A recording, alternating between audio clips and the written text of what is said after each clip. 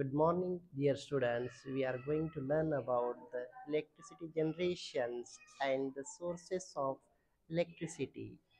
Electricity is play a vital role in our life. Without energy, we cannot live. We cannot imagine.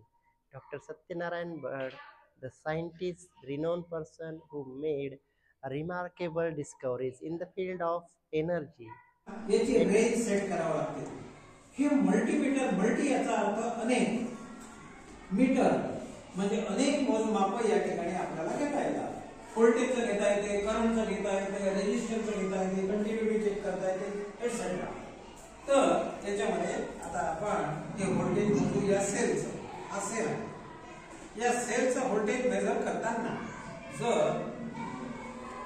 आता तो metre हातात मी आता हे दोन प्रोब जे आहेत हे याला जोडून राहिलो. या प्रोबला हे सेल जोडून राहिलो का झालं का रेडिंग त्याच्यात?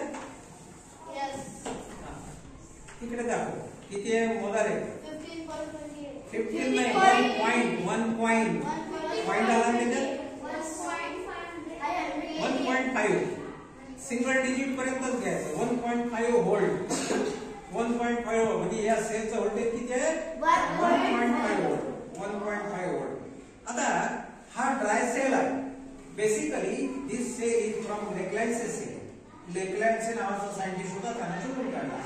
मग हा याला पेन्सिल छेडा बारीक आहे म्हणून याला पेन्सिल सेल म्हणतो.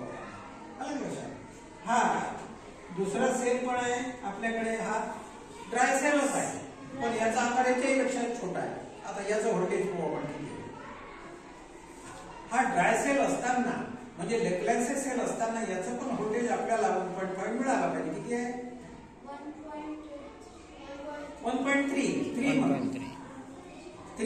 3च्या पुढे जर 7 असेल 8 असेल तर जवळजवळ 1.4 पर्यंत आहे ते. बरोबर आहे. म्हणजे थोडासा डिस्चार्ज झालेला आहे, व्होल्टेज कमी झालं. बरोबर आहे. म्हणजे हा सुद्धा ड्राय सेल आहे. तुम्हाला काल मी सांगितलं होतं हे सगळे ड्राय सेल लेक्लॅन्डचे सेल आहे. त्याच्यानंतर आपल्याकडे बॅटरी आहे, वेगवेगळ्या प्रकारचे सेल आहे. आणखी एक गोष्ट सांगितली होती मी तुम्हाला की प्रायमरी सेल आणि सेकंडरी सेल असं म्हणावं होतं ना. प्रायमरी सेल म्हणजे केमिकल रिएक्शन आतली इलेक्ट्रिसिटी आपल्याला मिळते पण केमिकल रिएक्शन संपून गेली की तो डिस्चार्ज होतो. पण हा रिचार्जेबल सेल आहे ज्याला आपण रिचार्ज करू शकतो आणि रिचार्ज केल्यानंतर पुन्हा याच्यामध्ये इलेक्ट्रिसिटी आपण फिल करू शकतो किंवा भरू शकतो.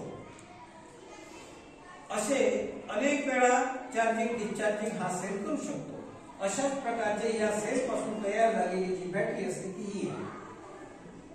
ही जी बॅटरी आहे ही निकेल कॅडमियम बॅटरी. आलं लक्षात? काही बॅटरी ज्या असतात त्या Li ion battery, lithium ion battery ही निऑन बॅटरी म्हणजे हिचा एक प्रकार आहे.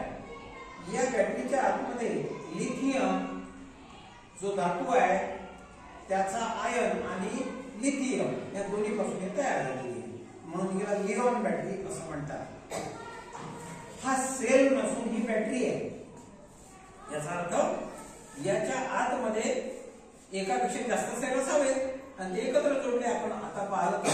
आणि म्हणून लिओन बॅटरी जी आहे ही this is made from the nickel and ion, nickel ion, lithium and lithium ion. आलं लक्षात? आता याचा व्होल्टेज किती आहे पाहू. या बॅटरीचा व्होल्टेज 3.7 व्होल्ट असतं आणि म्हणून या डिजिटल मल्टीमीटरवर ही रेंज सिलेक्ट करणं अत्यंत महत्वाचं असतं. आता सध्या 2 व्होल्टवर आहे आणि म्हणून मी 20 व्होल्टवर केलं. 20 व्होल्टवर केलं असताना याचं व्होल्टेज किती आहे ते पहा.